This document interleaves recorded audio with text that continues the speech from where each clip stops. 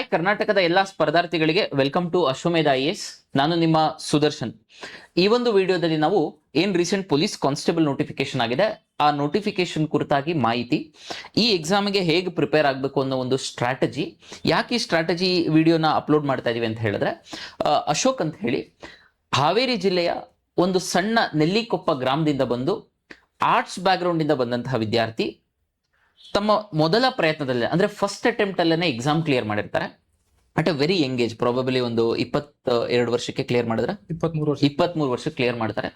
ಅದರಲ್ಲೂ ಇವರು ಬಂದಂತಹ ಜರ್ನಿ, ತನ್ನ ಫಸ್ಟ್ ಸ್ಟ್ಯಾಂಡರ್ಡ್ ಇರಬೇಕಾದ್ರೆ, 1ನೇ ತರಗತಿ ಓದ್ಬೇಕಾದ್ರೆ ತನ್ನ ತಾಯಿ ಕಳ್ಕೊಂಡು, ತಂದೆಯ ಯಾವ ನೆರವು ಇಲ್ಲದೆ college fees, coaching fees, PG fees ಎಲ್ಲದನ್ನು ಕಟ್ಕೊಂಡು ನಮ್ಮ ದ್ರೋಣಾಚಾರ್ಯ ಅಕಾಡೆಮಿಯ ಮೊದಲ ವಿದ್ಯಾರ್ಥಿ ಅಂತ ಹೇಳಲಿಕ್ಕೆ ನಮಗೂ ಸಹ ಹೆಮ್ಮೆ ಆಗುತ್ತೆ.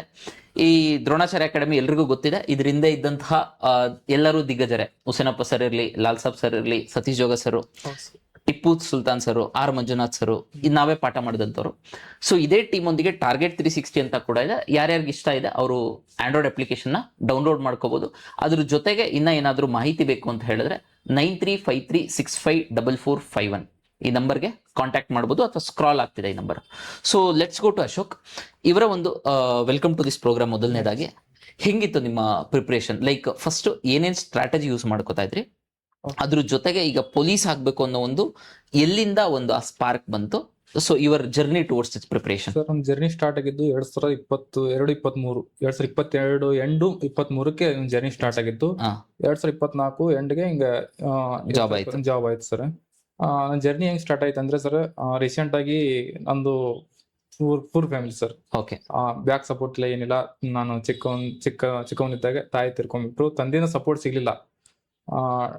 12th ತನಕ ಅಲ್ಲೇ ಮನೇಲೇ ಇದ್ದೆ. ಓಕೆ. ಮನೇಲಿ ಇದ್ದೆ, ತುಂಬಾ ಕಷ್ಟಗಳನ್ನ ಅನುಭವಿಸಿದೀನಿ. ಬಟ್ 12th ತನಕ ಮನೇಲಿ ಇದ್ದೆ. 12th ಇಂದ ಮನೆ ಬಿಟ್ಟೆ ಸರ್. ಅಂದ್ರೆ ತುಂಬಾ ಕಷ್ಟ ಆಗ್ತಿತ್ತು, ಯಾವುದೇ ಸಪೋರ್ಟ್ ಸಿಗ್ತಿರ್ಲಿಲ್ಲ. ಸ್ವಲ್ಪ ಊಟಕ್ಕೆ ಸ್ವಲ್ಪ ಸಿಕ್ಕಾಪಟ್ಟೆ ಪ್ರಾಬ್ಲಮ್ ಆಗ್ತಿತ್ತು. ಊಟಕ್ಕೂ ತೊಂದರೆ? ಊಟಕ್ಕೆ ಸಿಕ್ಕಾಪಟ್ಟೆ ತೊಂದ್ರೆ ಇತ್ತು ಸರ್. ಅಂದ್ರೆ ಊಟ ಸಿಗ್ತಿರ್ಲಿಲ್ಲ, ಮನೇಲಿ ಇದ್ರೂ ಸಿಗ್ತಿರ್ಲಿಲ್ಲ. ಅವರು ತಿನ್ನೋರು ನಮ್ಗೆ ಇರ್ತಿರ್ಲಿಲ್ಲ. ಅಂದ್ರೆ ನಿಮ್ ಸ್ಟೆಪ್ ಮದರ್ ಸಿಗ್ತಿರ್ಲಿಲ್ಲ. ಅದರಿಂದ ಆ ಕಾರಣದಿಂದ ನಾನು ಮನೆ ಬಿಟ್ಟೆ ಸರ್. ಮನೆ ಬಿಟ್ಟೆ ಏನಾದ್ರು ಮಾಡ್ಬೇಕು. ಮತ್ತೆ ಊರಲ್ಲಿ ಸ್ವಲ್ಪ ಅವಮಾನಗಳಿದಾಗಿತ್ತು ಸರ್, ತುಂಬಾ ಜನದಿಂದ ಅವಮಾನ ಆಗಿದ್ದು. ಇದು ನನ್ಗಷ್ಟೇ ಅಲ್ಲ, ಸಿಕ್ಕಾಪಟ್ಟೆ ಜನಕ್ಕೆ ಆಗಿರ್ತಾರೆ. ಪ್ರಾಬಬ್ಲಿ ನಮ್ಮ ಉತ್ತರ ಕರ್ನಾಟಕದ ಜನಗಳಿಗೆ ಸಿಕ್ಕಾಪಟ್ಟೆ ಆಗಿರುತ್ತೆ. ಹೌದು. ಅದಾಗಿತ್ತು. ಅದರಿಂದ ನಾನು 1 ವರ್ಷ ಗ್ಯಾಪ್ ಮಾಡಿದ್ದೆ ಸರ್. ಕಾಲೇಜು ಎಲ್ಲ ಬಿಟ್ಟೆ ಸರ್. ಬಿಟ್ಟು ಎಲ್ಲಾದ್ರೂ ಕೆಲ್ಸಕ್ಕೆ ಹೋಗೋಣ ಅಂತ 1 ವರ್ಷ ಪೂರ್ತಿ ಗಾರೆ ಕೆಲಸ ಮಾಡಿದ್ವಿ. ಗಾರೆ ಕೆಲಸ? ಒಂದ್ ವರ್ಷ ಪೂರ್ತಿ ಗಾರೆ ಕೆಲಸ. ಎಷ್ಟು ದಿನಕ್ಕೆ ಎಷ್ಟು ಸಂಪಾದನೆ ಮಾಡ್ತೀವಿ ಸರ್? ದಿನಕ್ಕೆ 400, 450, 500 450 ರೂಪಾಯಿ ದಿನಕ್ಕೆ ಕೊಡೋರು. ಓಕೆ. ಇವತ್ತು ಎಷ್ಟಿದೆ ಸಂಬಳ? ಇವತ್ತು 58,000. 58,000. ಶಬಾಷ್. ಓಕೆ. 400, 450, 500 ಹಿಂಗ್ ಕೊಡೋರು ಸರ್. ಕೆಲಸ ಮಾಡ್ತಿದ್ದೆ. ಬಟ್ ನನಗೆ ಅದು ಸ್ಯಾಟಿಸ್ಫೈ ಆಗ್ಲಿಲ್ಲ. ನಾನು ಏನಾದ್ರು ಮಾಡ್ಬೇಕು, ಏನಾದ್ರು ಮುಂದೆ ಬರ್ಬೇಕು, ನನಗೆ ಈ ಅವಮಾನಕ್ಕೆಲ್ಲ ಒಂದು ಆನ್ಸರ್ ಸಿಗ್ಬೇಕು ಅಂತ ಇದು ಕ್ಯೂರಿಯಾಸಿಟಿ ನನ್ನಲ್ಲಿ ಹುಡ್ತು. ಏನಾದ್ರು ಮಾಡ್ಬೇಕಂತ ಅವಾಗ ನಾ ಚಾಯ್ಸ್ ಮಾಡ್ಕೊಂಡಿದ್ದೆ ಶಿರ್ಸಿ ಸರ್. ಶಿರ್ಸಿ. ನಂದು 12th ಆಗಿತ್ತಲ್ಲ. 12th ತನಕ ನಂದು ಕಾಮರ್ಸ್. ನಾನು ಡಿಗ್ರಿ ಸೆಲೆಕ್ಟ್ ಮಾಡ್ಕೊಂಡಿದ್ದೆ ಆರ್ಟ್ಸ್. BA ಸೆಲೆಕ್ಟ್ ಮಾಡ್ಕೊಂಡಿದ್ದೆ. BA ಸೆಲೆಕ್ಟ್ ಮಾಡ್ಕೊಂಡು ಬಂದೆ. ಅಲ್ಲಿ ಏನಿತ್ತಂದ್ರೆ ಬರೀ ನನ್ನ ಫೋಕಸ್ ಏನಿತ್ತ, ಡಿಗ್ರಿ ಮುಗಿಸ್ಕೊಂಡು ಯಾವ್ದಾದ್ರು ಕಂಪನಿಲಿ ಜಾಬ್ ಮಾಡ್ಬೇಕು. ಓಕೆ. ನನಗೆ ಆ ಕಂಪನಿಲಿ ಎಷ್ಟು ಸ್ಯಾಲರಿ ಇರುತ್ತೆ, ಗೌರ್ಮೆಂಟ್ ಜಾಬ್ ಹೆಂಗ್ ಹೋಗ್ಬೇಕು, ಏನು ನನಗೆ ಮಾಹಿತಿ ಇರ್ಲಿಲ್ಲ. Full zero. ನನಗೆ ಏನೇನು ಗೊತ್ತಿರ್ಲಿಲ್ಲ. ಅಲ್ಲಿ ಬಂದೆ. ಅಲ್ಲಿ ಕೆಲವು ಜನ ಹುಡುಗರೆಲ್ಲ ಆರ್ಮಿ ಟ್ರೈ ಮಾಡ್ತಿದ್ರು.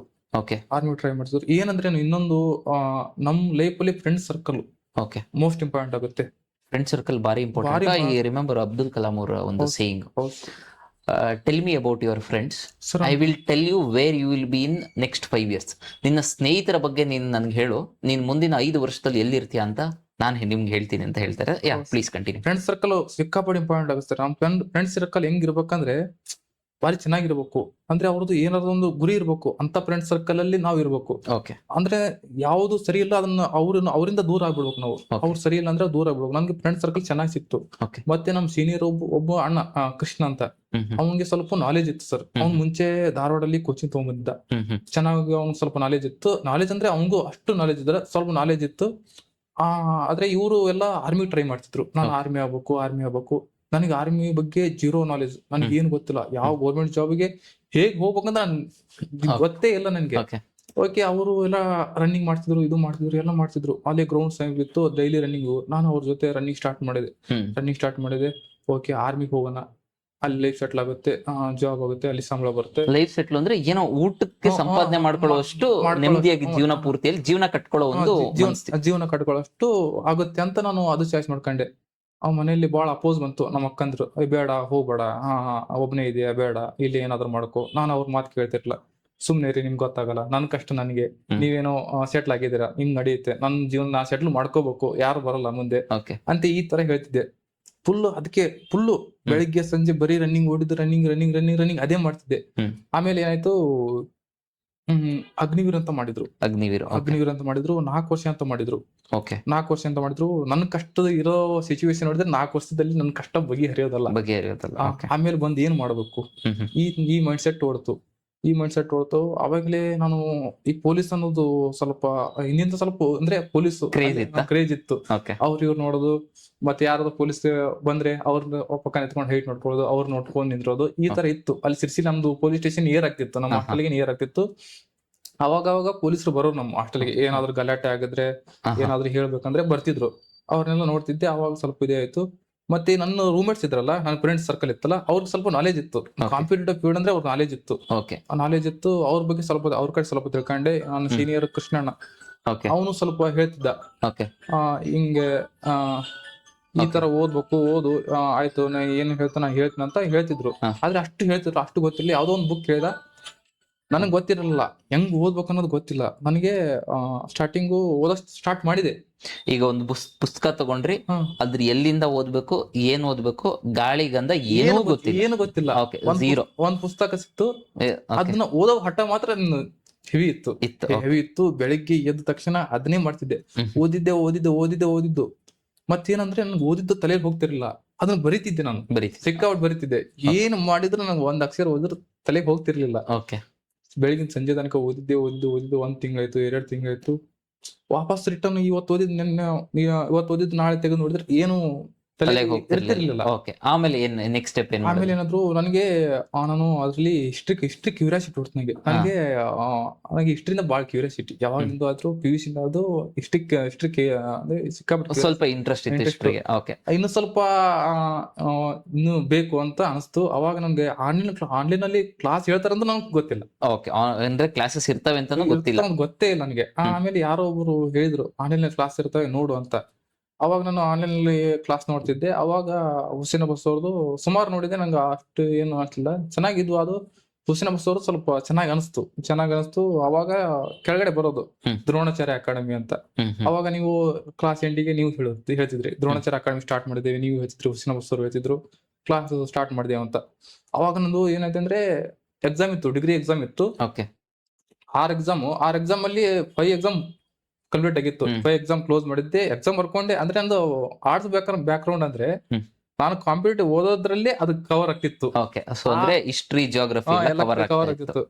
ನಂದು ಪಾಲಿಟಿಕ್ಸ್ ಎಕ್ಸಾಮ್ ಇತ್ತು. 1 ವಾರ ಗ್ಯಾಪ್ ಇತ್ತು. ಅದಕ್ಕೆ 1 ವಾರ ಗ್ಯಾಪ್ ಇತ್ತು. ಆಲ್ರೆಡಿ ಕೋಚಿಂಗ್ ಕ್ಲಾಸ್ ಸ್ಟಾರ್ಟ್ ಆಗ್ಬಿಟ್ಟಿತ್ತು. ಅವಾಗ ಏನ್ ಮಾಡಿದೆ ಅಂದ್ರೆ, ಇಲ್ಲ ನಾನು ಎನಿ ಕಂಡೀಷನ್ ಕೋಚಿಂಗ್ ಹೋಗ್ಲೇಬೇಕು. ಸೊ ಸಾಕಷ್ಟು ಆನ್ಲೈನ್ ರಿಸೋರ್ಸಸ್ ನೋಡಿದ್ರಿ, ಯಾವ್ದು ತೃಪ್ತಿ ಕೊಡ್ಲಿಲ್ಲ. ಹುಸೇನಪ್ಪ ಸರ್ ವಿಡಿಯೋಸ್ ನೋಡಿದ್ರಿ, ಎಲ್ಲಿಂದನೋ ಒಂದು ಹುರುಪು ಬಂತು. ಸೊ ಅಲ್ಲಿ ದ್ರೋಣಾಚಾರ್ಯ ಅಕಾಡೆಮಿ ಅಂತ ಬಂತು. ದ್ರೋಣಾಚಾರ್ಯ ಅಕಾಡೆಮಿ ಇಲ್ಲ ಇವಾಗ ದ್ರೋಣಾಚಾರ್ಯ ಅಕಾಡೆಮಿ ಇಲ್ಲ. ಸೊ ಇವಾಗ ಏನಾಗಿದೆ ಅಂದ್ರೆ ಅದೇ target 360, same team. Husenappa sir ಇದೇ ಟೀಮ್. Will continue. ಆಮೇಲೆ ದ್ರೋಣಾಚಾರ್ಯ ಅಕಾಡೆಮಿ ಅಂತ ಗೊತ್ತಾಯ್ತು. ಅವಾಗ ಗೊತ್ತಾಯ್ತು ನಾವು, ಈ ತರ ಕಾಂಪಿಟೇಟಿವ್ ಎಕ್ಸಾಮ್ ಕ್ಲಾಸ್ ಮಾಡ್ತಾರೆ, ಇದು ಮಾಡ್ತಾರೆ ಅಂತ ಅವಾಗ ಗೊತ್ತಾಯ್ತು. ಅವಾಗ ಏನ್ ಮಾಡಿದೆ ಅಂದ್ರೆ, ಸ್ವಲ್ಪ ಮನಿ ಪ್ರಾಬ್ಲಮ್ ಇತ್ತು. 1 ವರ್ಷದಿಂದ ದುಡ್ಕೊಂಡಿದ್ದೆ ನಾನು. ಅದು ಚೆನ್ನಾಗಿ ಸೇವಿಂಗ್ಸ್ ಮಾಡ್ಕೊಂಡು ಇಟ್ಕೊಂಡಿದ್ದೆ. ಸ್ವಲ್ಪ ತಾಯಿ ಕಡೆಯವರು ಸ್ವಲ್ಪ ಜಾಸ್ತಿ ಏನಿಲ್ಲ, ಸ್ವಲ್ಪ ಹೆಲ್ಪ್ ಮಾಡಿದ್ರು. ಅವ್ರ ಕೈಲಿ, ಅವ್ರದ್ದು ಬಡತನ, ಅವ್ರೇನು ಶ್ರೀಮಂತರಲ್ಲ, ಅವ್ರದ್ದೇನಿಲ್ಲ. ಸ್ವಲ್ಪ ಮನಿ ಹೆಲ್ಪ್ ಮಾಡಿದ್ರು. ಅದನ್ನ ಎಲ್ಲ ಕೊಡ್ಸ್ಕೊಂಡು ನಾನೇ ಇಟ್ಕೊಂಡಿದ್ದೆಲ್ಲ ಅದನ್ನ ತಗೊಂಡು ಬೆಂಗಳೂರು ಬಂದೆ. 1 ಎಕ್ಸಾಮ್ ಕ್ವಿಟ್ ಮಾಡಿದೆ ನಾನು. ಪೊಲಿಟಿಕ್ಸ್ ಎಕ್ಸಾಮ್ ಬರೀಲಿಲ್ಲ. ನೆಕ್ಸ್ಟ್ ಫೈನಲ್ ಇಯರ್ ಬರ್ಕೊಂಡಿರೋದಂತ ಅದನ್ನ ಕ್ವಿಟ್ ಮಾಡಿ ಬಂದೆ. ಫ್ರೆಂಡ್ಸ್ ಎಲ್ಲ ಬೈತಿದ್ರು, ಬರ್ಕೊಂಡು ಹೋಗು ಅಂತ. ಆದ್ರೆ ನಂಗೆ ಹೆವಿ ಸಪೋರ್ಟ್ ಮಾಡಿದಾರೆ ಫ್ರೆಂಡ್ಸ್. ಯಾವಾಗ್ಲೂ ಅವ್ರನ್ನ ನೆನ್ಸ್ಕೋಬೇಕು ಫ್ರೆಂಡ್ಸ್ ನ. ಆಮೇಲೆ ದ್ರೋಣಾಚಾರ್ಯ ಅಕಾಡೆಮಿಗೆ ಬಂದೆ. ಸ್ಟಾರ್ಟಿಂಗ್ ನನಗೆ ಏನು ಅರ್ಥ ಆಗ್ತಿರ್ಲಿಲ್ಲ. ಏನ್ ಹೇಳ್ತಾರಪ್ಪ ಇವರು, ನನಗೆ ಏನು ಅದ್ರ ಬಗ್ಗೆ ಮಾಹಿತಿನೇ ಇಲ್ಲ. ಏನು ಓದ್ಬೇಕನ್ನೋದು ಗೊತ್ತಿಲ್ಲ. ಇದು ಏನು ಸೈನ್ಸ್ ಹಿಂಗಿರುತ್ತೆ. ನನ್ನ ಸೈನ್ಸ್ ನನ್ಗೆ ಏನು ಗೊತ್ತಿಲ್ಲ, ಗಂಧ ಗಾಳಿನ ಏನು ಗೊತ್ತಿಲ್ಲ. ನಾನು ಆರ್ಟ್ಸ್ ಬ್ಯಾಕ್ ಗ್ರೌಂಡ್, ಸೈನ್ಸ್ ಬಗ್ಗೆ ಗೊತ್ತಿಲ್ಲ, ಮೆಂಟಲ್ ಎಬಿಲಿಟಿ ಬಗ್ಗೆ ಗೊತ್ತಿಲ್ಲ. ನನಗೆ ಗೊತ್ತಿದ್ದು ಕುಡ್ಸೋದು, ಕೈಯೋದು, ಹ್ಮ್. ಗುಣಾಕಾರ, ಭಾಗಾಕಾರ ಇಷ್ಟೇ ಗೊತ್ತಿರೋದು. Okay. ಬಿಟ್ರೆ ಇಂತ ಪ್ರಾಬ್ಲಮ್ಸ್ ಬರ್ತವೆ, ಈ ತರ ಬರ್ತಾವ ಅಂತ ನನಗ್ ಗೊತ್ತೇ ಇಲ್ಲ. ಓಕೆ. ಆಮೇಲೆ ಬಂದೆ science. Hussain sir, Lal Saab sir class ಮಾಡ್ತಿದ್ರು. ಅವು ಏನೇನು ಹೇಳ್ತಿದ್ರು, ಮೆಟಾಬೇಸು ಅದು ಏನೇನು ಹೇಳ್ತಿದ್ರು, ನನಗೆ ಇದು ಏನು ಅವಾಗ ನನ್ಗೆ ಗೊತ್ತೇ ಆಗ್ತಿರ್ಲಿಲ್ಲ. ಆಮೇಲೆ ಬರ್ತಾ ಬರ್ತಾ 1 ವೀಕ್ ಆಯ್ತು. ಅವಾಗ ನನಗೆ ಏನಪ್ಪಾ ಅಂದ್ರೆ ಲಾಲ್ ಸಾಬ್ ಸರ್ ಏನ್ ಹೇಳ್ತಿದ್ರು, ಕ್ವಶನ್ ಮಾಡಿ ಒಂದಿನ ಕ್ವಶನ್ ಮಾಡಿದ್ವಿ ಸರ್. ಆ ಕ್ವಶನ್ ಮಾಡಿದ ಅವತ್ತಿಂದ ಸ್ಟಾರ್ಟ್ ಆಯ್ತು. ನಾಳೆ ನಾನು ಏನಾದ್ರು ಕ್ವಶನ್ ಮಾಡ್ಬೇಕಂತ. ಅವಾಗ ಚೆನ್ನಾಗಿ ಓದೋ ಸ್ಟಾರ್ಟ್ ಮಾಡಿ. ಚೆನ್ನಾಗ್ ಅರ್ಥ ಆಯ್ತು. ಏನ್ ಮಾಡಿದ್ರಿ ಸೈನ್ಸಿಗೆ? ಯಾವ ಯಾವ್ದನ್ನ ರೆಫರ್ ಮಾಡಿದ್ರಿ? ಏನೇನು? ಯಾವ್ದು ರೆಫರ್ ಮಾಡಿಲ್ಲ ಸರ್. ಲಾಲ್ ಸಾಬ್ ಸರ್ ಒಂದೇ. Lal Saab sir class, Lal Saab sir notes institute notes ಬಿಟ್ಟು ಸರ್ ಬೇರೆ ಯಾವ್ದು ಬುಕ್ ಓದೇ ಇಲ್ಲ ನಾನು. ಯಾವ್ದು ಸೈನ್ಸಿಗೆ? ಸೈನ್ಸ್ ಯಾವ್ದು ಬುಕ್ ಓದೇ. Okay, super. So same science Lal Saab sir ಇಲ್ಲಿ ಟಾರ್ಗೆಟ್ ಮೆಂಟಲ್ ಎಬಿಲಿಟಿ ನೀವ್ ಹೇಳ್ತಿದ್ರಲ್ಲ, ಅದು ವೆರಿ ಎಕ್ಸಲೆಂಟ್ ಸರ್. ನನಗೆ ಇವತ್ತಾದ್ರೂ ನಿಮ್ ಮೆಥಡ್ ಯೂಸ್ ಮಾಡ್ತೀನಿ ನಾನು ಬೇರೆ ಯಾವ್ದು ಮೆಥಡ್ ಯೂಸ್ ಮಾಡಲ್ಲ, ನಿಮ್ ಮೆಥಡ್ ಯೂಸ್ ಮಾಡಿ. ಏನ್ ಡಿಫ್ರೆನ್ಸ್ ಈಗ ನಮ್ಮ ಮೆಥಡ್? ಕೆಲವೊಬ್ರು ಶಾರ್ಟ್ ಕಟ್ ಹಂಗೆ ಸುಮ್ನೆ ಹಂಗೆ ಇದ್ ಮಾಡೋದು ಅಂತಾರೆ. ಏನ್ ಡಿಫ್ರೆನ್ಸ್? ಶಾರ್ಟ್ ಕಟ್ ಯೂಸ್ ಆಗಲ್ಲ ಸರ್, ಅದು ಎಕ್ಸಾಮ್ ಅಲ್ಲಿ ಯೂಸ್ ಆಗಲ್ಲ. ಯಾಕಂದ್ರೆ ಸ್ವಲ್ಪ ಅಪ್ಲೈಡ್ ಕ್ವಶನ್ ತೆಗೆದ್ಬಿಟ್ರೆ ನಿಮ್ಗೆ ಆ ಪ್ರಾಬ್ಲಮ್ ಬಗ್ಗೆ ಪೂರ್ತಿ ಗೊತ್ತಿರ್ಬೇಕು. ಅವ್ನು ಯಾವ್ದೇ ರೀತಿಲಿ ತೆಗಿಲಿ ನೀನ್ ಫೇಸ್ ಮಾಡ್ತೀಯ. ಓಕೆ. ನೀನ್ ಶಾರ್ಟ್ ಕಟ್ ಅಲ್ಲ ಅಂದ್ರೆ ನಿನ್ಗೆ ಅದು ಆಗಲ್ಲ. ನಾನ್ ನಿಮ್ಗೂ ಅದೇ ಹೇಳ್ತಾ ಇದ್ದೆ, ಶಾರ್ಟ್ ಕಟ್ ಇರ್ಲಿ, ನನ್ ಶಾರ್ಟ್ ಕಟ್ ಅಲ್ಲ, ನಿಮ್ ಶಾರ್ಟ್ ಕಟ್. ಯಾವಾಗ ಶಾರ್ಟ್ ಕಟ್ ಬರುತ್ತೆ ಅಂದ್ರೆ ನಾವ್ ಯಾವಾಗ ಕಾನ್ಸೆಪ್ಚುಯಲ್ ಕ್ಲಾರಿಟಿ ಬಂದಾಗ ಅದನ್ನ ಯಾಕೆ ಹಂಗೆ ಬರ್ಕೋಬೇಕು, ಯಾಕೆ ಇದು ಶಾರ್ಟ್ ಕಟ್, ಪೆನ್ನು ಪೇಪರ್ ಇಲ್ಲದೆ ನೋಡ್ದಂಗ ಆನ್ಸರ್ ಮಾಡ್ಬೇಕು. ಸೊ ಬೇಸಿಕ್ ಅಂಡರ್ಸ್ಟ್ಯಾಂಡಿಂಗ್ ನ ಚೆನ್ನಾಗಿ ಮಾಡ್ಕೊಳ್ಳಿ, ಮೆಂಟಲ್ ಎಬಿಲಿಟಿ ಅಂತ ಹೇಳ್ತೀರಾ.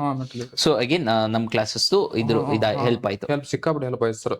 ನೀವು ಮಾಡಿದ್ರೆ ಡೈಲಿ ಕ್ಲಾಸ್ ಮಾಡ್ತಿದ್ರಿ, ಮತ್ತೆ ಎಕ್ಸಾಮ್ ಕಂಡಕ್ಟ್ ಮಾಡ್ತಿದ್ರಿ, ಅದು ಸಿಕ್ಕಾಪಟ್ಟೆ ಹೆಲ್ಪ್ ಆಯ್ತು. It was very rigorous.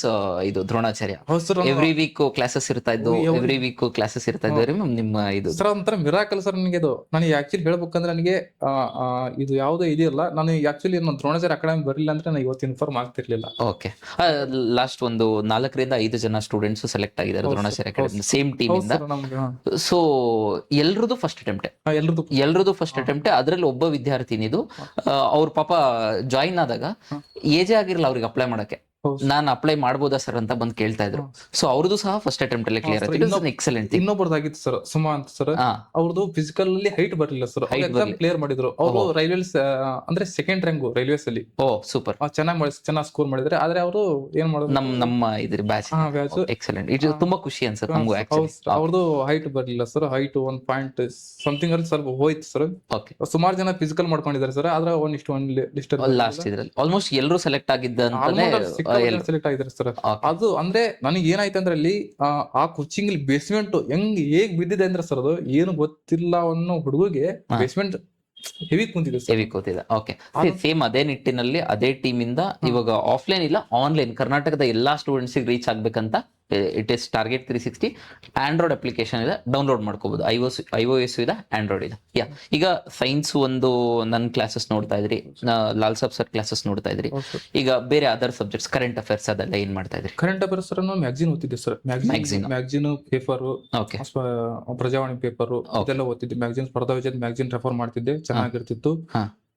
ಅದೇ ಸ್ಪರ್ಧಾ ವಿಜೇತ ಮ್ಯಾಗಝಿನ್ ಅಂದ್ರೆ ಅದನ್ನ ಹೆಂಗ್ ಮಾಡ್ಕೋಬೇಕಂದ್ರೆ ಸರ್, ನಿನ್ ಮ್ಯಾಗಝಿನ್ ಓದಿ ಬಿಟ್ಬಿಡೋದಲ್ಲ, ಮತ್ತೆ ನಿಂದ ಎಕ್ಸಾಮ್ ಟೈಮ್ ಅಲ್ಲಿ ಅದು ಪೂರ್ತಿ ನಿಂದು 1 ವರ್ಷ ಆಗ್ಲಿ 6 ತಿಂಗಳಾಗ್ಲಿ 7 ತಿಂಗಳಾಗ್ಲಿ ಅದನ್ನ ರಿವಿಷನ್ ಮಾಡಕ್ಕಾಗಲ್ಲ, ಕ್ವಿಕ್ ಆಗಿ ರಿವಿಷನ್ ಮಾಡಕ್ಕಾಗಲ್ಲ. ಅದಕ್ಕೆ ಅದು ಮ್ಯಾಗಝಿನ್ ನ ಮತ್ತೆ ಪೇಪರ್ ನ ನಿನ್ನದೇ ಆದ ಒಂದು ಶೈಲಿಲಿ ನೋಟ್ಸ್ ಮಾಡ್ಕೋಬಹುದು. ಅದನ್ನ previous year question paper connect ಮಾಡಿ ನೋಡ್ಕೋಬಹುದು. ಯಾವ್ದು ಜಾಸ್ತಿ ಫೋಕಸ್ ಮಾಡಿದೀನಿ, ಯಾವ್ದಿಲ್ಲ, ಪ್ರೆಸೆಂಟ್ ಹೆವಿ ನ್ಯೂಸ್ ಯಾವ್ದಿದೆ, ನಿಂದ ಯಾವ್ದ್ರ ಈಗ ಒಂದು ಎಕ್ಸಾಂಪಲ್ ತಗೊಂಡ್ರೆ, ಯಾವ್ದೋ ಒಂದು ಇಶ್ಯೂ ಆಗಿರುತ್ತೆ ಸರ್, ಯಾವ್ದೊಂದು ರಾಜ್ಯಸಭೆ ಲೋಕಸಭೆ ಇಶ್ಯೂ ಆಗಿರುತ್ತೆ, ಅದಕ್ಕೆ ಆರ್ಟಿಕಲ್ಸ್ ಯಾವ ಬರುತ್ತೆ ಅದೆಲ್ಲ ಪೂರ್ತಿ ಗೊತ್ತಿರ್ಬೇಕು.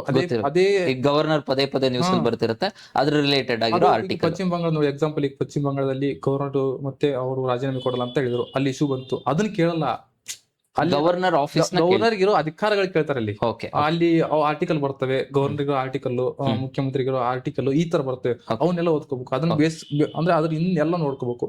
ಎಕ್ಸಾಂಪಲ್ ಇವಾಗ ರಷ್ಯಾ ಮತ್ತೆ ಉಕ್ರೇನ್ ವಾರ್ ಆಯ್ತು, ಅವಾಗ ಅದನ್ನ ರಷ್ಯಾ ಮತ್ತೆ ಉಕ್ರೇನ್ ಯಾವ ಅದಕ್ಕೆ ಕೇಳಲ್ಲ, ಅದ್ರ ಮ್ಯಾಪಿಂಗ್ ಬೌಂಡ್ರಿ ಮತ್ತೆ ಅದಕ್ಕೆಲ್ಲ ಕೇಳ್ತಾರೆ. ಮತ್ತೆ ರಷ್ಯಾ ಡಿವೈಡ್ ಆಯ್ತು, ಇನ್ನು ಅದ್ರ ಬಗ್ಗೆ ಆ ಕಂಟ್ರಿ ಬಗ್ಗೆ ಪೂರ್ತಿ ಬ್ಯಾಕ್ ಗ್ರೌಂಡ್ ತಿಳ್ಕೊಬೇಕು. ಓಕೆ, ಯಾವ ಯಾವ್ಯಾವ ಇದಿರ್ತವೆ, ಬಾರ್ಡರಿಂಗ್ ಕಂಟ್ರೀಸ್ ಯಾವ್ದು, ಆ ಕಂಟ್ರಿ, ಇಟ್ ಇಸ್ ಎಕ್ಸಲೆಂಟ್. ಅಂದ್ರೆ ಆ ರೀತಿ ಕರೆಂಟ್ ಅಫೇರ್ಸ್ ಒಂದು ಮ್ಯಾಗಝಿನ್ ಜೊತೆಗೆ ನ್ಯೂಸ್ ಪೇಪರ್ ಜೊತೆ ಕನೆಕ್ಟ್ ಮಾಡ್ಕೊಂಡು ಅದನ್ನ ಸಬ್ಜೆಕ್ಟ್ ವೈಸ್ ಡಿವೈಡ್ ಮಾಡ್ಕೊಳ್ಳಿ. ಅಂದ್ರೆ ಪಾಲಿಟಿ, ಎಕಾನಮಿ, ಮ್ಯಾಪಿಂಗ್, ಆ ಇಂಡಿವಿಜುವಲ್ ಆಗಿ ಮಾಡ್ಕೊಂಡು ಅದರಲ್ಲಿ ಕ್ವೆಶ್ಚನ್ ಪೇಪರ್ ಕನೆಕ್ಟ್ ಮಾಡ್ಕೊಂಡು ಅವನ್ನ ಬ್ಯಾಟ್ ಮಾಡೋದು. ನಿಮ್ಗೆ ಒಂದು ನೋಟ್ಸ್ ಮಾಡ್ಕೊಂಡು ಇಟ್ಕೋಬೇಕು. ಅಂದ್ರೆ ಕ್ವಿಕ್ ರಿವಿಷನ್ ಮಾಡಿ ರಿವಿಷನ್ ಮಾಡ್ತಿರ್ಬೇಕು. ನಿಮ್ದು ಎಕ್ಸಾಮ್ ಟೈಮ್ ಅಲ್ಲಿ ಇನ್ನೊಂದು 15 ಡೇಸ್ ಇದೆ, 20 ಡೇಸ್ ಇದೆ ಅಂದ್ರೆ ನಿಮ್ದು ಓದಿರ್ತಿರಲ್ಲ ಮ್ಯಾಗಝಿನ್ ಅಂದ್ರೆ ಒಂದ್ಸರಿ ಓದ್ ಬಿಟ್ಬಿಡ್ತೀರ. ಅಂದ್ರೆ ಒಂದ್ ತಿಂಗಳಲ್ಲಿ ಒಂದ್ ಮ್ಯಾಗಝಿನ್ ಮುಗಿಸೋದೇ ಕಷ್ಟ. ಎಲ್ಲ ಸಬ್ಜೆಕ್ಟ್ ಕವರ್ ಮಾಡ್ಕೊಂಡು ಮುಗಿಸೋದೇ ಕಷ್ಟ. ನೀವು ಲಾಸ್ಟ್ ಟೈಮ್ ಅಲ್ಲಿ ಮ್ಯಾಗಝಿನ್ ಓದ್ತಿರೋ, ಬುಕ್ಸ್ ಓದ್ತಿರೋ, ಹೇಗೆ ರಿವಿಷನ್ ಮಾಡ್ಕೊಂತೀರ? ಹೌದು. ಅದಕ್ಕೆ ನಿಮ್ದು ಯಾವುದೇ ಸಬ್ಜೆಕ್ಟ್ ಆಗ್ಲಿ ನಿಮ್ದೇ ಆದಂತ ಒಂದು ಇದಿರ್ಬೇಕು, ಒಂದ್ ಶಾರ್ಟ್ ಕಟ್ ಇರ್ಬೇಕು. ಆತರ ಮಾಡ್ಕೊಂಡಿರ್ಬೇಕು. ಹಂಗೆ ಕರೆಂಟ್ ಅಫೇರ್ಸ್ ನ ಚೆನ್ನಾಗಿ ನಿಮ್ದೇ ಆದ್ರೆ ನೋಟ್ಸ್ ಮಾಡ್ಕೊಳ್ಳಿ. ಒಂದು ಸಿಂಪಲ್ ಕ್ರಿಸ್ಪ್ ಕ್ವಶನ್ ನನಗೆ. ಈಗ ಎಲ್ಲಾ ಸ್ಟೂಡೆಂಟ್ಸ್ ಪ್ರಾಬ್ಲಮ್ ಏನಂತ ಹೇಳಿದ್ರೆ, ನೋಟಿಫಿಕೇಶನ್ ಆದ್ಮೇಲೆ ಓದ್ತೀನಿ. ಈಗ ನೋಟಿಫಿಕೇಶನ್ ಆಗಿದೆ, 4,000 ಪೋಸ್ಟ್ ನೋಟಿಫಿಕೇಶನ್ ಆಗಿದೆ. ಅಂಡ್ ಎಕ್ಸಾಮ್ ಈಜಿ ಅಂತ ಅನ್ಕೋತೀನಿ. ಪೊಲೀಸ್ ಕಾನ್ಸ್ಟೇಬಲ್ ಹೆಂಗ್ ಅನ್ಸುತ್ತೆ ನಿಮ್ಗೆ? ಈಜಿನ ಕಷ್ಟನ? ಸರ್, ನಾವು ಈಜಿ ಅನ್ಕೊಂಡ್ರೆ ಈಜಿ, ಕಷ್ಟ ಅನ್ಕೊಂಡ್ರೆ ಕಷ್ಟ. ಅಲ್ಲ, ಈಗ ಬೇರೆ ಅದರ್ ಡಿಪಾರ್ಟ್ಮೆಂಟ್ ಅಲ್ಲಿ ಹೋಲಿಸಿದ್ರೆ ಪೊಲೀಸ್ ಈಜಿನೆಸ್ ವೆರಿ ಈಸಿ. ಒಂದೇ ಪೇಪರ್ ಸರ್ ಇರೋದು. ಬೇರೆ ಡಿಪಾರ್ಟ್ಮೆಂಟ್ ಎರಡು ಕಮ್ಯುನಿಕೇಶನ್ ಪೇಪರ್ ಬರ್ತದೆ. ನಮ್ದರಲ್ಲಿ ಕಮ್ಯುನಿಕೇಶನ್ ಪೇಪರ್ ಇಲ್ಲ. ಒಂದೇ ಪೇಪರ್, ಜಿಕೆ ಪೇಪರ್, ಅದನ್ನ ಆರಾಮಾಗಿ ಕ್ಲಿಯರ್ ಮಾಡಬಹುದು. ಬಹಳ ಬೇಸಿಕ್ ಕ್ವಶನ್ಸ್ ಏನು ಅಂತ IAS KS ಫ್ಯೂ ಫ್ಯಾಕ್ಟ್ಸ್ ಇದರಲ್ಲಿ 58 ದಿನದಲ್ಲಿ ಕ್ಲಿಯರ್ ಮಾಡಕ್ ಆಗಲ್ಲ? ಆಗುತ್ತೆ ಸರ್. ಸೊ ಹಾಗಿದ್ರೆ ಡೈಲಿ ಒಂದು ಎಷ್ಟು ಅವರ್ ಪ್ಲಾನ್ ಮಾಡ್ಕೊಳ್ಳೋದು? 8 ಅವರಿಂದ 9 ಅವರ್ ಓದಬಹುದು. 8 to 9 hours ಕನ್ಸಿಸ್ಟ್. ಈಗ 58 ದಿನ ಇದೆ, ಸೊ ಅದ್ರಲ್ಲಿ ಒಂದು 40 ದಿನ ಡೈಲಿ 8 ಅವರ್ ಓದಿದ್ರೆ ಆಗುತ್ತೆ ಸರ್. ಸೊ ಆ ನಿಟ್ಟಲ್ಲಿ ನಮ್ಮ ಟಾರ್ಗೆಟ್ 360 ರೆಕಾರ್ಡೆಡ್ ಕ್ಲಾಸಸ್ ಒಂದು 300+ ರೆಕಾರ್ಡೆಡ್ ವಿಡಿಯೋಸ್ ಇದೆ. 300+ ಅಂದ್ರೆ ಅಪ್ರಾಕ್ಸಿಮೇಟ್ಲಿ ನಿಮ್ಗೊಂದು 400 ಅವರ್ಸ್, 300 to 350 ಅವರ್ಸ್ ಆಗುತ್ತೆ. ಸೊ ಡೈಲಿ 8 ಅವರ್ನ ಹೆಂಗ್ ಡಿವೈಡ್ ಮಾಡ್ಕೊಳ್ಳೋಣ? 8 ಅವರ್ನ ಡಿವೈಡ್ ಮಾಡ್ಕೊಂಡು ಆ ವಿಡಿಯೋಸ್ನ ಯು ಕ್ಯಾನ್ ವಾಚ್ ಇಟ್. ಯಾರ್ಯಾರಿಗೆ ಮಾಹಿತಿ ಬೇಕು ಆ ಸ್ಕ್ರಾಲ್ ಆಗ್ತಿರೋ ನಂಬರ್ಗೆ ಕಾಂಟ್ಯಾಕ್ಟ್ ಮಾಡ್ಬೋದು. ಒನ್ ಡೇನ ಹೆಂಗ್ ಡಿವೈಡ್ ಮಾಡ್ಕೊಳ್ಳೋಣ? 3 ಸ್ಲಾಟ್. ಡೇ ಮತ್ತೆ ಮಧ್ಯಾಹ್ನ ಮತ್ತೆ ಸಂಜೆ. ಸಂಜೆ ಮತ್ತೆ ರಾತ್ರಿ. ಅದೇ ಬೆಳಿಗ್ಗೆ ಮೋಸ್ಟ್ ಎನಿ ಕಂಡೀಷನ್ ಬೆಳಿಗ್ಗೆ ಓದ್ಬೇಕು. ಯಾಕಂದ್ರೆ ಮೈಂಡ್ ಫ್ರೀ ಇರುತ್ತೆ. ನಿಂದ ಯಾವ್ದು ಡಿಸ್ಟರ್ಬೆನ್ಸ್ ಇರಲ್ಲ, ಯಾರ್ದು ಡಿಸ್ಟರ್ಬೆನ್ಸ್, ಯಾರ್ದು ಇದು ಇರಲ್ಲ, ಯಾವ್ದು ಗದ್ದರಲ್ಲಿ ಏನಿರಲ್ಲ. ಅವಾಗ ಚೆನ್ನಾಗಿ ಮೈಂಡ್ ಇದು ಆಗುತ್ತೆ. ಫಾಸ್ಟ್ ಅಂದ್ರೆ ಬ್ರಾಹ್ಮಿ ಮುಹೂರ್ತ ಅಂತೀವಿ. ಅಂಡ್ ಫುಲ್ ಪ್ರಶಾಂತವಾಗಿರುತ್ತೆ ವಾತಾವರಣ. ಯಾವ ಆಲೋಚನೆಗಳಿರಲ್ಲ, ಫೋನ್ ಬರಲ್ಲ. ಆ ನಿಟ್ಟಲ್ಲಿ ಬೇಕಿದ್ರೆ ನಾವು ಒಂದು 6 AM club or 5 AM club ಅಂತ ಹೇಳಿ ಎವ್ರಿಡೇ ಯೂಟ್ಯೂಬ್ ಅಲ್ಲಿ ಒಂದು ಫ್ರೀ ಸೆಷನ್ ಮಾಡ್ಕೊಡ್ತೀವಿ ನಮ್ಮ ಸ್ಟೂಡೆಂಟ್ಸ್ ಗೆ. ಸೊ ಯಾರ್ಯಾರು ಚಾಲೆಂಜ್ ಎಕ್ಸೆಪ್ಟ್ ಮಾಡ್ತೀರಾ, so you are all welcome to that also. Okay, continue. ಒಂದ್ ದಿನ ಇವಾಗ ಬೆಳಗ್ಗೆ ಎಷ್ಟು, ಒಂದು 5 ಗಂಟೆಗೆ ಹೇಳೋಣ. 5 ಗಂಟೆ, 4 ಗಂಟೆ ಅಥವಾ 5 ಇರ್ಲಿ. ಒಂದು 5 ಗಂಟೆಗೆ ಎದ್ದು ಲಾಸ್ಟ್ 45 to 50 ಡೇಸ್ ನಿಮ್ ಲೈಫ್ ಟರ್ನಿಂಗ್ ಪಾಯಿಂಟ್. 450 ರೂಪಾಯಿ ಕೆಲಸ ಮಾಡ್ತಿದ್ದಂತವ್ರು ಇವತ್ತು ಎಷ್ಟಿದೆ ಸ್ಯಾಲ್ರಿ? 58,000 ಸ್ಯಾಲ್ರಿ ಇದೆ. ನಿಮ್ಗೂ ಬೇಕಂತ ಹೇಳಿದ್ರೆ ಜಸ್ಟ್ ಒಂದು 45 to 50 ದಿನ ಫುಲ್ ಫ್ಲೆಡ್ಜ್ ಎಫರ್ಟ್ ಹಾಕಿ. ನಮ್ ಡೇನೇ ಅಲ್ಲ ಇದು, ಬೇರೆ ಏನು ಬೇಡ. ಎಲ್ಲಾ ಸೋಷಿಯಲ್ ಮೀಡಿಯಾ ಅದ್ರ ಇದರಿಂದ ಎಲ್ಲ ಕಟ್ ಮಾಡ್ಬೇಕು ಸರ್. ಕಟ್ ಮಾಡ್ಬಿಟ್ಟು ಬೆಳಗ್ಗೆ 5 ಗಂಟೆಯಿಂದ 8 ಗಂಟೆನಾ? 8 ಗಂಟೆ 8 ಇಂದ 8:30. 8 to 8:30. ಸೊ 5 ಗಂಟೆಯಿಂದ 6 ಗಂಟೆವರೆಗೂ ಒಂದು ವಿಡಿಯೋ ನೋಡೋದು. 6 ಗಂಟೆಯಿಂದ 8 ಗಂಟೆವರೆಗೂ ಅದನ್ನೇ ಒಂದು 4 ಸತಿ ರಿವಿಷನ್ ಮಾಡೋದು. 8 ಗಂಟೆಗೆ ಬ್ರೇಕ್ ಮಾಡ್ಬೋದು. ತಿಂಡಿ ಮಾಡಿ ಆಚೆ ಹೋಗಿ ಫ್ರೆಂಡ್ಸ್ ಜೊತೆ ಮಾತಾಡಿ, ಪೇರೆಂಟ್ಸ್ ಜೊತೆ ಮಾತಾಡಿ, ಫುಲ್ ಪೀಸ್ ಆಗಿರೋದು. ಹೌದಾ? ಆಮೇಲೆ ಮತ್ತೆ ನೆಕ್ಸ್ಟ್ ಎಷ್ಟೊತ್ತಿಗೆ ಸ್ಟಾರ್ಟ್ ಮಾಡೋದು? 10:30, 11 ಇಂದ ಮತ್ತೊಂದು 3 ಅವರ್ಸ್, 2 o'clock ವರೆಗೂ. 2 ವರೆಗೂ again 1 hour, 1.5 hour recorded videos ಅದನ್ನ ನೋಡೋದು. 2 ಅವರ್ ಅದನ್ನೇ ರಿವೈಸ್ ಮಾಡೋದು ಮತ್ತೆ. ಓಕೆ, 2 ಗಂಟೆಯಿಂದ 4 ಗಂಟೆ ತನಕ 2 ತಾಸು ಮಲ್ಕೊಳ್ಳಿ, ನಿದ್ದೆ ಮಾಡ್ಬೇಕು. ಅಂದ್ರೆ ಬೆಳಿಗ್ಗೆಯಿಂದ ನೀವು ಓದಿರ್ತಾರಲ್ಲ, ಮೈಂಡ್ ಪೂರ್ತಿ ಇದಾಗಿರುತ್ತೆ. ಅದಕ್ಕೆ ರೆಸ್ಟ್ ಬೇಕು. ನೀವು ಎಷ್ಟು ರೆಸ್ಟ್ ಕೊಡ್ತೀರಾ ಅಷ್ಟು ಮೈಂಡ್ ನಿಮ್ದು ಇದು ರೀಕ್ರಿಯೇಟ್ ಆಗುತ್ತೆ. ಇಲ್ಲಾಂದ್ರೆ ಅದು ಇದು ಮೆಷಿನ್ ಅಲ್ಲ. ಹೌದು. ಇಲ್ಲಾಂದ್ರೆ ಓದೋದು ಎಷ್ಟು ಬಾಡಿನೂ ಸಪೋರ್ಟ್ ಮಾಡಲ್ಲ, ಮೈಂಡ್ ಸಪೋರ್ಟ್ ಮಾಡಲ್ಲ. ನಾನು ಧಾರವಾಡದಲ್ಲಿ ಇದ್ದಾಗ ನಾನು ಓದ್ತಿರೋದ್ರಲ್ಲಿ ಸುಮಾರು ಒಂದು 5-6 ಜನ ಇದ್ವಿ. ಅವ್ರು ಏನ್ ಮಾಡ್ತಿದ್ರೆ, ಅವ್ರು ಚೆನ್ನಾಗಿ ಮಾಡಿದಾರೆ, ಇಲ್ಲ ಅನ್ನಂಗಿಲ್ಲ, ಒಟ್ ಸೆಲೆಕ್ಷನ್ ಆಗ್ಲಿಲ್ಲ, ಚೆನ್ನಾಗಿ ಓದ್ತಿದ್ರು. ಅಂದ್ರೆ ಅವ್ರಿಗೆ ಹಠ ಬಾಳಿತ್ತು, ಆದ್ರೆ ಓದೋರು ಇದು ಗೊತ್ತಿರ್ಲಿಲ್ಲ. ಅಂದ್ರೆ ಡೈರೆಕ್ಷನ್ ಸಿಗ್ಲಿಲ್ಲ, ಬೇಸಿಕ್ ಗೊತ್ತಿರಲಿಲ್ಲ, ಡೈರೆಕ್ಷನ್ ಸಿಗ್ಲಿಲ್ಲ. ಅವ್ರು ಏನ್ ಮಾಡ್ತಿದ್ರು ಅಂದ್ರೆ, ಬೆಳಗ್ಗೆ ನಾನು ಹೋಗೋ ಟೈಮಲ್ಲಿ ಬರ್ತಿದ್ರು. ನಾನು ಧಾರವಾಡಲ್ಲಿ 3 ತಿಂಗಳು ಅಷ್ಟೇ ಇದೀನಿ, ಮನೇಲಿ ಓದಕ್ಕಾಗಲ್ಲ. ಧಾರವಾಡಲ್ಲಿ 3 ತಿಂಗಳು ಇದ್ದೆ. ಆ 3 ತಿಂಗಳಲ್ಲಿ ಪರಿಚಯ ಆಗಿದ್ರು. ಅವರು ಬರ್ತಿದ್ರು, ಬೆಳಿಗ್ಗೆ ಬರ್ತಿದ್ರು. ನಾನು ಇನ್ನೊಬ್ಬ ಕೃಷ್ಣನ್ ಅಂತಿದ್ರು. ಅವ್ರನ್ನೆಲ್ಲ ಏನ್ ಮಾಡ್ತಿದ್ವಿ, ಬೆಳಿಗ್ಗೆ 4 ಗಂಟೆಯಿಂದ 8 ಗಂಟೆ ಈ ತರ ಓದ್ಕೊಂಡು ಬಂದ್ಬಿಡೋರು 10-11 ಗಂಟೆ ತನಕ ವಾಪಸ್ ಆ ಕಡೆ ಹೋಗ್ತಿರ್ಲಿಲ್ಲ. ಯಾಕಂದ್ರೆ ಮೈಂಡ್ ರೀಫ್ರೆಶ್ ಆಗ್ಬೇಕು. ರಿಫ್ರೆಶ್. ನೀವು ಮಲ್ಕೋತಾ ಇದ್ರಿ 2 ರಿಂದ 4 ಗಂಟೆವರೆಗೂ, ಮಲ್ಕೋತಿದ್ವಿ ರೆಸ್ಟ್ ಮಾಡ್ತಾ ಇದ್ರಿ. ಸೊ ರೆಸ್ಟ್ ಮಾಡಿದಾಗ ನಿಮ್ಗೆ ಅದೊಂದು ಪುಷ್ ಸಿಗೋದು. ಅವ್ರು ಏನ್ ಮಾಡ್ತಿದ್ರು ಅಂದ್ರೆ ಒಟ್ಟ ರೆಸ್ಟೇ ಇಲ್ಲ, ರೆಸ್ಟೇ ಇಲ್ಲ. ನೈಟ್ ಮಲ್ಕೊಂಡಕ್ಕೆ ರೆಸ್ಟ್. ನಾಷ್ಟ ಮಾಡಿದ್ರ ಹೋಗ್ಬಿಡೋರು, ಓದಕ್ ಹೋಗ್ಬಿಡೋರು. ಬರೀ ಓದಿದ್ದೆ. ಮಧ್ಯಾಹ್ನ ಆದ್ರೂ ಅಷ್ಟೇ ಎಕ್ಸಾಸ್ಟ್ ಆಗ್ಬಿಡ್ತಾರಲ್ಲ. ಓದಿದ್ದು. ಅದು ಏನ್ ಓದಿದಪ್ಪ ಅಂತ ನಾವು ಸ್ವಲ್ಪ ಡಿಸ್ಕಷನ್ ಮಾಡಕ್ ಹೋದ್ರೆ ಅವ್ರು ಏನ್ ಹೇಳ್ತಿರ್ಲಿಲ್ಲ.